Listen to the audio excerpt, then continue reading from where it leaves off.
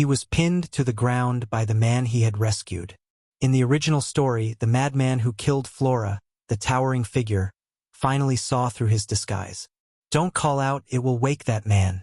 The platinum-haired woman with Crown Prince Enoch. "Why did you lie? Margaret." His voice was mocking. "Just because I said I didn't like Miss Flora, right? But lying is never right. You're much smarter than I thought. If you had said you were Margaret back then, I don't know what I would have done. Seriously, the first person I encountered on this deserted island was you, Margaret.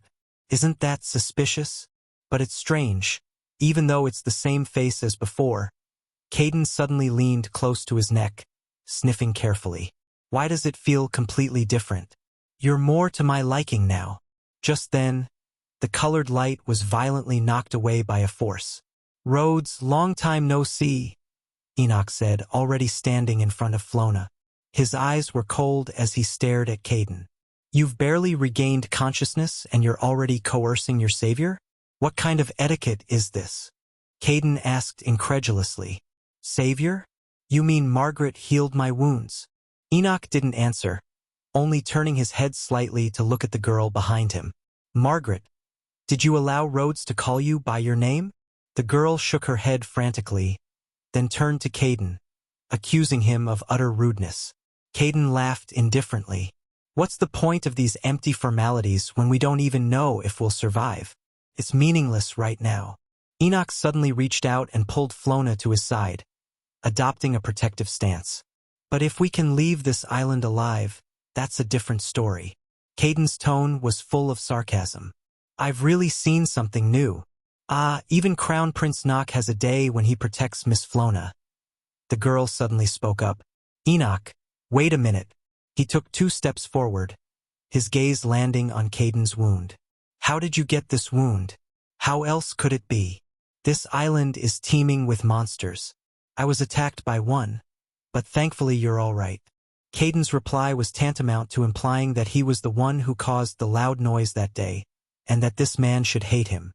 Yet, upon learning of his danger, he chose to sacrifice himself to lure away the monster.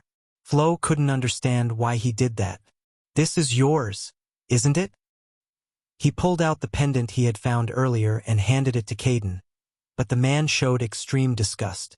"It is indeed important, but I don't really like it. This is the testament to the past masters of the Demon Tower, almost like an urn."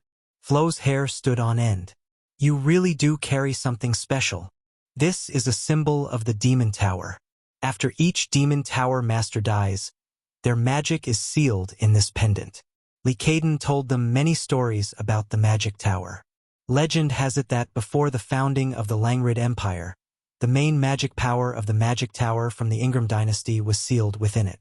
Therefore, it's rumored that this pendant possesses destructive power enough to destroy a country, but only the magician who created it could break the seal. Unfortunately, that person died 1,000 years ago. So this thing is useless now, I see. Flora was even more puzzled. Why was Caden telling them all this? He spoke again. "So how did you two get to this island?" Enoch countered with a question to Rhodes. "And you?" I remember we were about to rush into the temple." The two exchanged a glance, their mutual dislike of the temple tacitly understood. It seemed they didn't want to talk about it, and Caden didn't press further. It didn't matter. "Fine, I've already decided to leave anyway. Anyway, thank you for healing me." Margaret Caden's flirtatious glance made Enoch and Flora both uncomfortable. "But where are you going if you say you're leaving?" Flona's heart skipped a beat. Did he know clues about the cabin or the local security detail? Who knew Caden hadn't planned on this at all? "Anywhere will do. I'm planning to search the island first, not this weird place." It was suspicious to begin with. Since there was no memory of being moved, he was most likely teleported here. Otherwise, there should be a portal to escape. Enoch nodded. "I hadn't considered the possibility of a portal." "Well, I'm particularly good at that." The girl was somewhat surprised. Was he a mage? How could he so quickly pinpoint the key to escaping the deserted island? Caden's gaze returned to him. Flona's heart had just begun to warm up when he saw Caden extend his hand, a seductive smile on his face. "Margaret, do you want to come with me?" Enoch's face instantly turned as black as the bottom of a pot, and Flona was completely bewildered. Wait, is this guy really crazy? She was the villain in the novel, despised by everyone, yet now she was the focus of the male protagonist's scramble. Right in front of the crown prince, Caden openly tried to abduct her. Margaret, do you want to come with me? Sigh. Nox's face instantly turned as black as the bottom of a pot, and Flora looked completely bewildered. Before the girl could speak, Enoch stepped in front of him. Don't talk nonsense. What do you want to do to Margaret now? He reached out and took the girl's hand. Go back and rest first. Flora glanced back at teacher Caden, saying he was still struggling with how to refuse. Fortunately, Enoch intervened in time, but this guy was like a leech. I heard you're changing accommodations. Why are the supplies here unchanged? And the environment isn't exactly comfortable. This guy clearly said he'd leave once his injuries healed, but now he's refusing to move. A few days ago, Caden, whose wounds had just begun to heal, was chased out by Enoch. He stubbornly guarded the cave entrance for 2 nights. The presence of humans easily attracts monsters, so Florine had no choice but to let him in again. He was truly a madman. Caden blinked and pressed further. Where are you going to scout the area? To be precise, he was going to climb a mountain.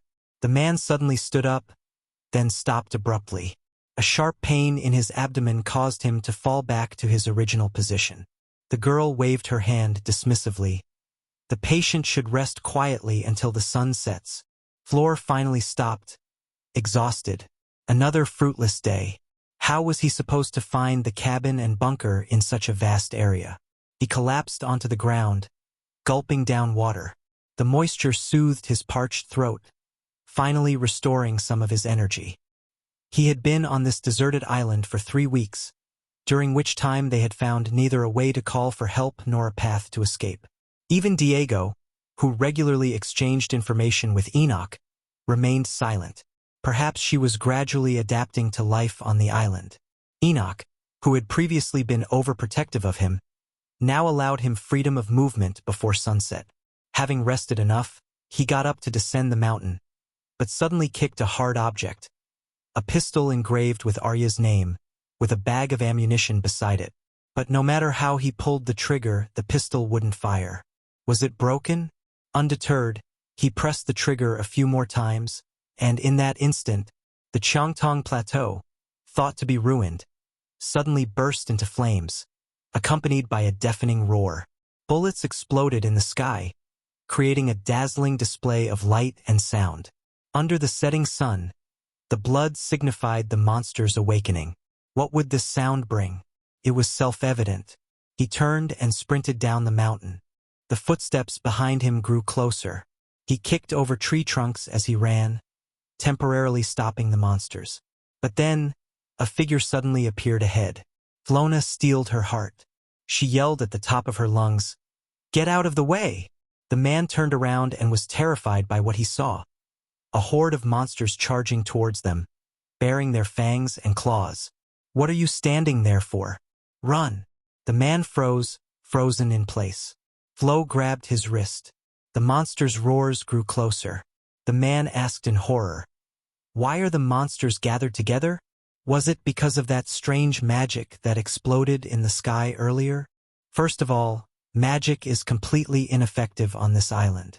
So what you saw earlier wasn't magic. Seeing the monsters about to catch up, Flo caught sight of a huge rock ahead. A brilliant idea flashed in her mind. "I've got an idea.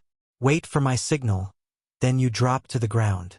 Before the man could react, Flo suddenly pointed her gun at him. "Get down!"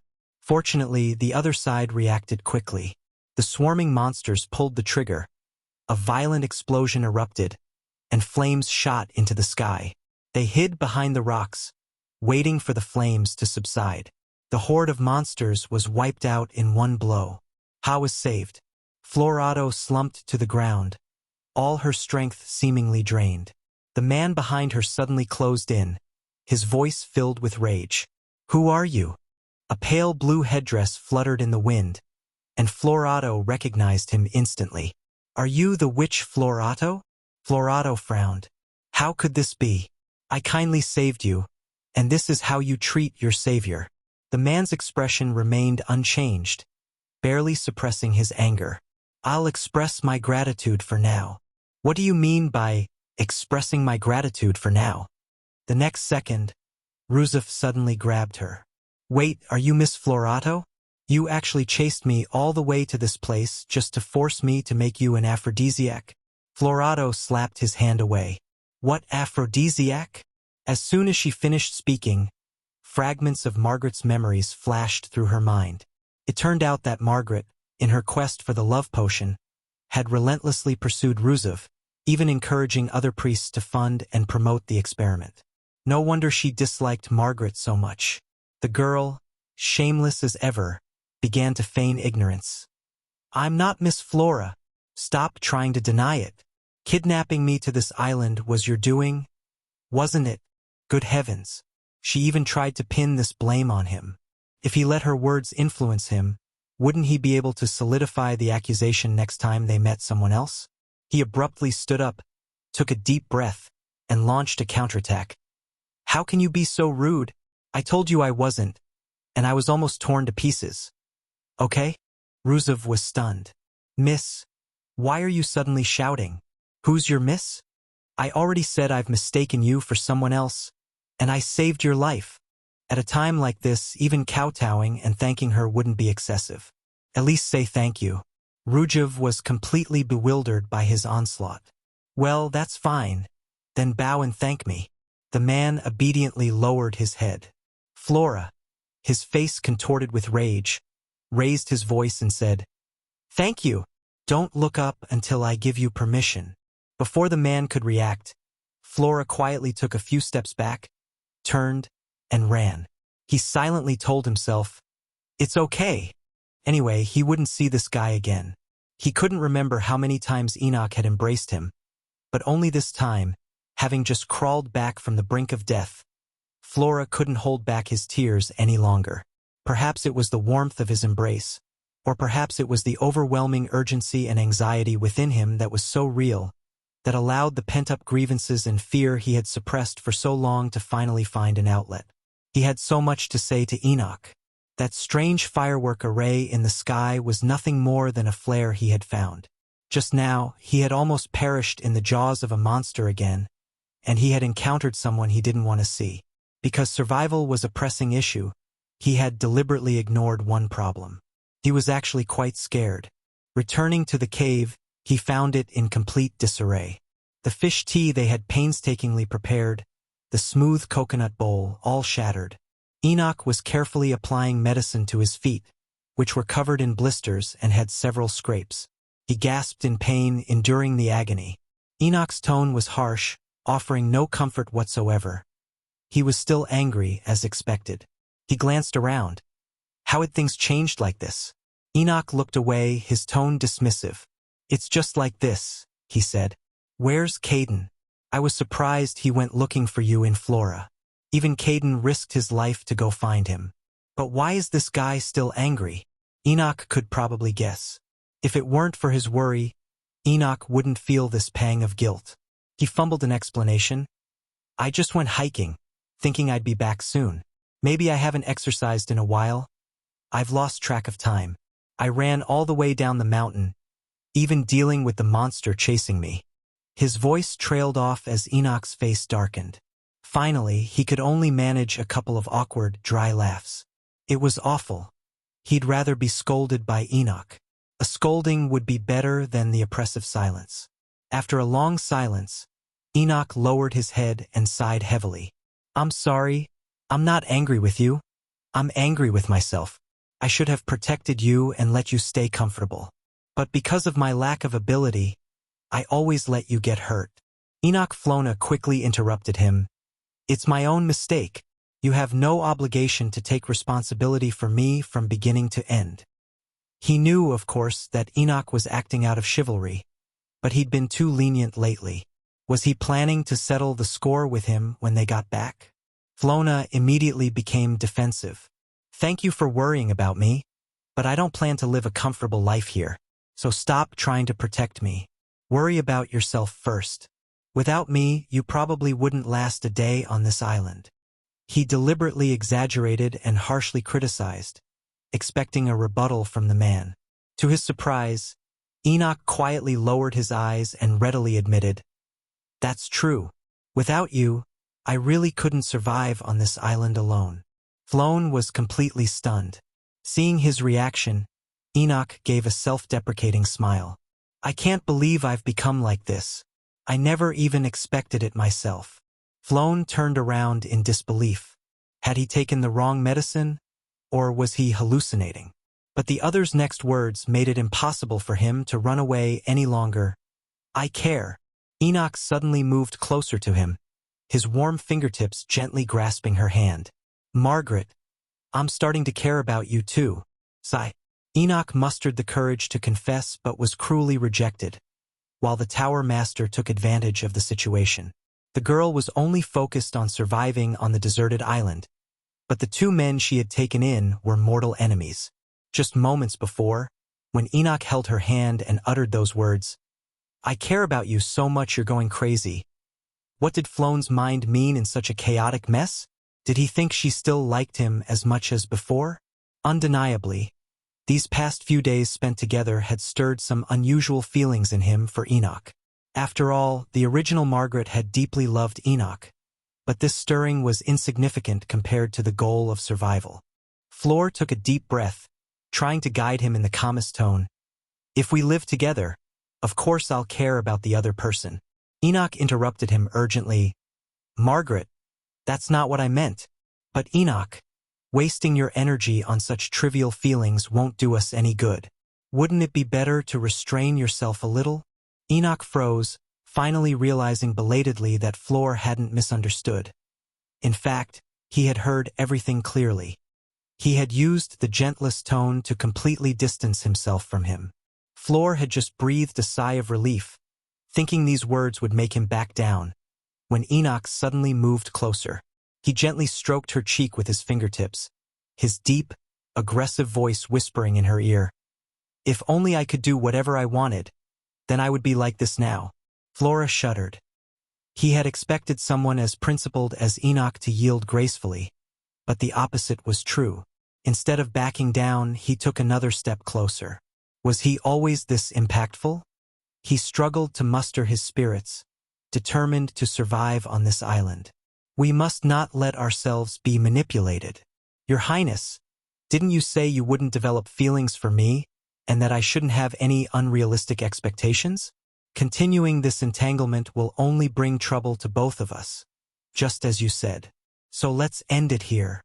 The man's lips moved a few times, as if 1,000 words were stuck in his throat, but in the end, he simply lowered his head like a defeated man.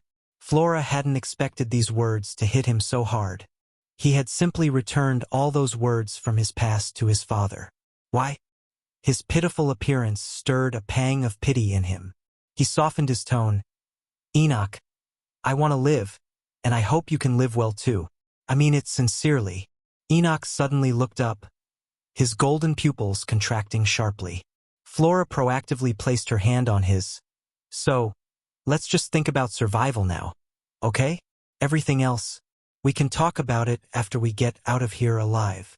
After a long silence, he slowly closed his eyes, his Adam's apple bobbing as if suppressing some emotion, the sound he uttered almost inaudibly. Yes, unable to bear the awkward atmosphere with Enoch, Floor had left the cave. He hadn't expected Caden to be sitting under a tree at the cave entrance, quietly gazing at the distant forest. Floor harbored resentment towards him, but he also remembered that it was Floor who had gone to look for him. Besides, he wasn't so cold-hearted as to not even offer a thank you. Floor sat down beside him and said softly, "I'm sorry to have worried you. Enoch told me you came looking for me." Caden slowly turned to look at him. After a few seconds of silence, he suddenly smiled meaningfully. "You're safe and sound," as if a strange magic circle had risen in the sky. The sun was almost setting, but you were nowhere to be seen. The Crown Prince seemed to have developed separation anxiety, frantically searching for you all over the island. He emphasized, his tone almost frantic. The lamp's crimson eyes gleamed with an unfathomable light. "Never mind, it's good you're all right. I just overheard everything, Caden thought, unsure how to react. He'd overheard all of his embarrassing conversation with Enoch. The next second, Caden suddenly reached out, but you know what? Cool fingertips gently pinched his chin. How was he supposed to force him to look up? I think I'm starting to get closer to you too. He'd approached the girl with a playful heart, wrapping his confessions in sweet words and veiled them in ambiguity. He thought rejection wouldn't matter, but when faced with her cold refusal, Caden regretted it. Flora had never considered dating, even if the other person was the most stunningly beautiful person he'd ever seen. Facing a barrage of confessions from male protagonists while struggling to survive, he only felt anger, and he'd only left once. What were these two doing? He glared at the man before him, his tone cold and hard. Don't joke around. Why do you care about when I hated me? You didn't say that. Think about it. We've only met a few times. You openly disregarded me and said you didn't like me. How could I possibly have feelings for you? Caden's body jolted, as if realizing something. She opened her mouth to explain, but swallowed the words back, remaining silent for a long time. Finally, she spoke in a hoarse voice. I'm sorry. At first, I was afraid of being deceived by you, but you're different from the Margaret I used to know, and completely different from the rumors. So I started paying attention to your every move, and unexpectedly, I became more and more curious about you, and eventually, I fell in love. A hint of grievance appeared in her beautiful eyes. I can't control this feeling. Flo looked at her coldly, whether because of that terrible first impression or because he already knew what kind of man she was, it was hard to tell. No matter what Caden said, he couldn't sense any sincerity, but he didn't intend to offend this man. All right, you don't like me anyway, so don't do these weird things again. Caden's lips twitched. I don't know what you're talking about. But the girl's next words shattered his facade. Isn't your earring broken? I know it was to help you regulate your emotions, right? This was the first time Caden had truly lost his composure in front of her, though he still forced a smile. His eyes, however, were filled with shock. How did you know? Because I know the person who made this earring. Flona's tone was calm. In short, you must learn to regulate your emotions properly without the earring. I think I understand now why you said those strange things to me. It was probably because of the earring. Although he wasn't very familiar with Caden, he should understand now, especially with Enoch. They were, after all, the male protagonists in a novel. His feelings would change sooner or later when he met the female protagonist. He could occasionally use their help, but he could never trust them. Thinking this, he got up to return to the cave to rest, but Caden grabbed his wrist again. His voice held a hint of stubbornness. Yes, even you think it's absurd, right? But Margaret's interest in you, whatever the initial reason, is genuine now, so this feeling should be decided by myself. Before he finished speaking, he lowered his head and planted a long kiss on the back of her hand. And that lecture just now, it was a bit too arrogant. The soft touch caught Flo off guard, and he instantly bristled. He abruptly pulled his hand back and retorted angrily, You're arrogant too, completely self-centered. Caden spread her hands, a carefree smile spreading across her beautiful face. Of course I know. Flo turned angrily towards the cave, but after only a few steps, he squatted down. Enoch stood not far away, his eyes revealing a hint of worry and a complex emotion that Enoch couldn't decipher. Caden's words seemed to still echo in his ears. His heart sank. Had Enoch heard everything? But he was simply too tired tonight. Florn didn't speak, only silently walking past him. He believed he had given them the most appropriate response, hoping they wouldn't regret their words to him today when they met the female lead. He was struggling to survive on a deserted island, yet he received a collective confession from the male leads. However, this ambiguity didn't last even a day before Flor fell ill. On the fourth day, as he emerged from the cave, he saw the two sitting around a campfire, a lamp twisting something resembling tree bark into thin rope. He remembered reading in the novel that Caden, though a magician, was skilled at making strange and unusual tools. Enoch spoke first. Are you feeling better? Flona sighed deeply. He'd rushed down the mountain that day, and the next day his muscles ached terribly. He was already planning to start physical training as soon as he felt better. Suddenly, a pair of warm, large hands covered his. "Thank goodness your fever's gone down." Enoch's voice still echoed in his ears. The sudden touch startled Flona. "Didn't I say I was all right?" Seeing his reaction, Enoch seemed to catch a wave of ambiguous warmth. A subtle warmth spread between them. Without resting any longer, Caden's voice suddenly broke the silence. Flona shook his head. "I've rested enough. I can't just lie there doing nothing." A hint of regret flashed across Caden's face as he silently returned to the other side. He leaned closer to Enoch and asked in a low voice, "Any news from Sir Diego lately?" Enoch replied regretfully, "No." It seemed the jazz team had no clue where to leave the island. Flona turned back, casually probing Caden. "You've been wandering around the island? Have you seen anyone else?" Caden shrugged. "I haven't seen anyone. I'm just wandering around hunting monsters." Flona looked puzzled. "Why not just avoid them? It's too dangerous to hunt them." Caden slightly raised his eyes, his gaze thoughtfully sweeping between Flona and Enoch, and slowly said, "Because what I want to figure out is something else entirely. For example, monsters on this island that can't use magic but exist because of it are everywhere. And there's more than just this one strange thing." Enoch, who had been silent, suddenly spoke up. "When I went out to scout today, I saw some incomprehensible carvings near the cliff." He raised his hand and drew on the ground with a twig. Flona's eyes widened instantly. The words Alia were clearly visible on the ground. "I saw that too," Caden immediately echoed. "The same words are carved on monsters too."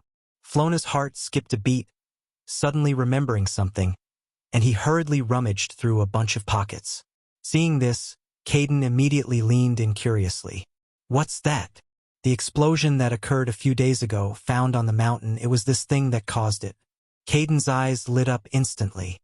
"You caused that explosion? How did you do that?" "See, Enoch." Flona's gaze turned inquiring. He quickly explained, "I didn't mean to hide it. I've been so busy these past few days. I just forgot." Caden took the signal gun and examined it closely. Enoch then spoke, "Is this a magical artifact?" Flona wanted to say directly that it was used to send distress signals, but it seemed to have been modified. But then he thought no one else knows its purpose, and it would be too strange for him to explain. So he simply answered, "I don't know." Caden quickly disassembled the magazine. It did indeed resemble a magical artifact, and he could feel a faint magical fluctuation. Flona briefly explained how she triggered them, then changed the subject. "But that's not important. What's important is this. I told you I learned the language of the Eastern continent, right? The words carved here are pronounced Leah, which should be a person's name. Perhaps this is the name of the person who made this item, besides those on this island. Someone has definitely been here." Caden's expression turned serious. This possibility couldn't be ruled out. They might even still be here. If, as Margaret said, the owner of this magical tool is still alive, then the one who kidnapped us here is probably that guy. Suppressing the surging magic within Caden, he couldn't steer the child back to the stroller and headed towards Flona. Determined to become a capitalist, he used the legendary magic tower master like a donkey. The name engraved on the signal gun became their first clue on this island. When Caden suggested that the one who kidnapped them might be the person who made this item, Flona's heart sank. The person whose name was called was the criminal. So, where exactly is this island in H country? Or are they somewhere unknown, where they might become guinea pigs for others' experiments, like the victims in the movie? If this hypothesis is true, why are these people who don't belong to this world here? And why did he transmigrate into Margaret's body? It seems we need to gather more information. It's difficult to make an accurate judgment based on this alone. Enoch handed the flare gun back to him, and as the sun was about to set, they extinguished it. Since that night, Enoch's hostility towards Caden seemed to have eased somewhat, but Enoch would immediately go on guard the moment Caden tried to approach. At dawn, when Floor woke up, he found the cave empty. Just as he sat up, Caden greeted him with a smile and walked in. Floor looked up and saw that Caden's mage robes were splattered with glaring blood-red characters, and he instantly frowned. Before he could ask, Caden had already sat down beside him. "Where have you been?" Floor asked first. "Going hunting. Those wolf cubs were making a lot of noise last night, so I took care of the ones nearby. Now it's finally quiet." Floor thought Caden was the kind of person whose stress accumulated without any benefit within him and needed to be released regularly. But now the earring responsible for this release was broken, so he was probably releasing stress by hunting monsters, but this couldn't go on. What if he suddenly goes mad one day? The original work was, after all, a romantic novel with explicit content. In the book, Anna helped Caden solve his magic problem, but he couldn't do that. If one could artificially open a channel for magic flow, then there must be other feasible methods. He suddenly remembered Margaret's past. In magic class, the teacher had told him that using magic was like breathing. The key was consistent training. "Miss, you possess an extremely large amount of magic. As long as he improved his physical fitness, he could control this power." Perhaps this method would also apply to Caden. Besides, after fiercely slaying the monster, he had used the word refreshing to describe his feeling. So hunting must have indeed relieved his discomfort. Noticing Flo's gaze fixed on him, Caden raised an eyebrow. "Why are you staring at me like that? Are you captivated by me?" How could Flo's slap ignoring his signal be possible? With that, he stood up and looked at Caden again. "I have a favor to ask you." "Sigh.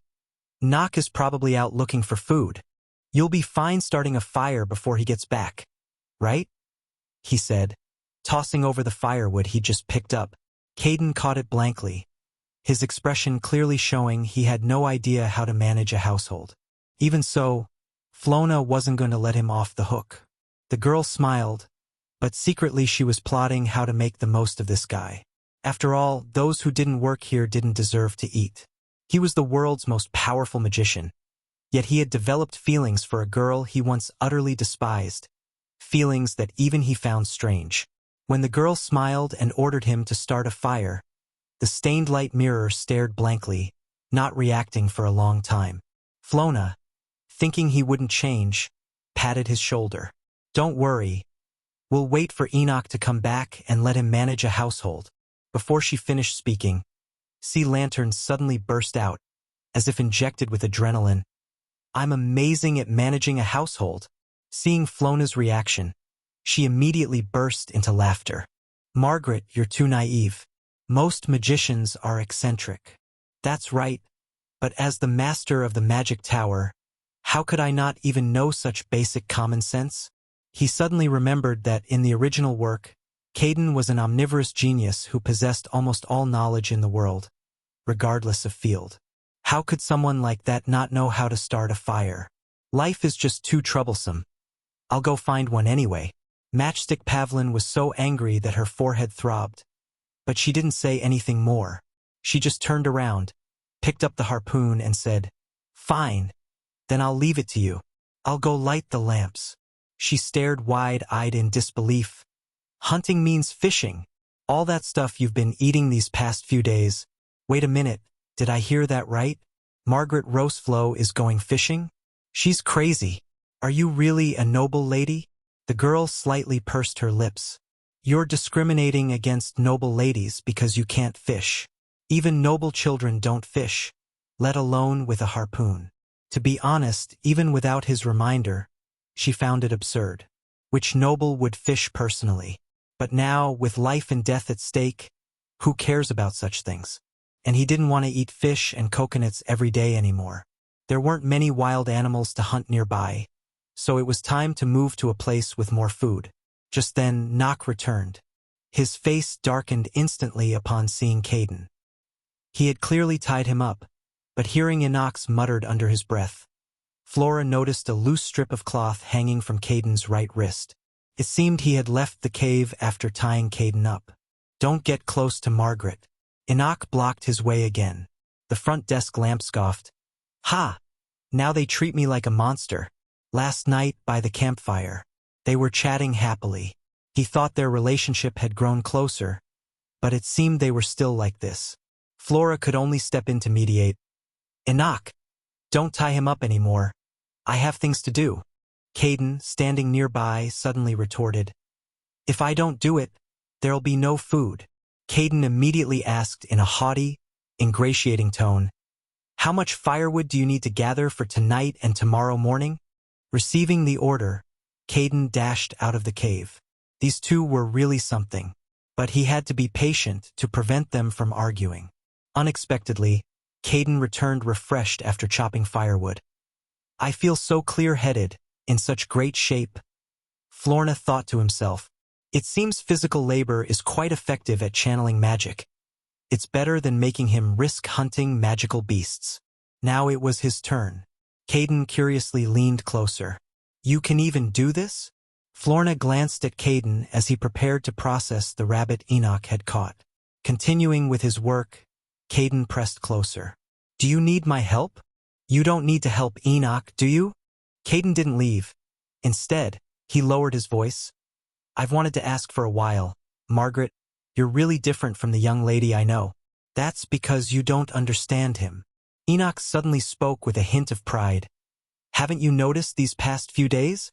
He's not an ordinary noble lady. Florna silently retorted in his mind. You talk like you know my true identity. Caden is strange enough, but why is Enoch acting like this too? Unexpectedly, Enoch's words piqued Caden's interest. Margaret, what are you really like? He stared at him expectantly. Florna hesitated for a moment, then blurted out something like Bear Grylls. Caden looked blank. Bear Grylls? Who's that? Well, there are people like that. Anyway, you're getting in my way. Go help Enoch. Fortunately, Caden didn't press further and obediently walked towards Enoch. Compared to the original work, the current Caden was quite cooperative. In the novel, even with the female lead present, he never participated in group activities and always kept to himself. But now he didn't want to leave, especially since the people in the original work who were closest to him were Enoch and Caden, and now they were both exceptionally friendly towards him. Florna stared at the scene before him. The two bickered yet obediently cooperated, and I felt a slight softening in my heart. This didn't seem so bad. I truly hoped this rare friendliness could continue.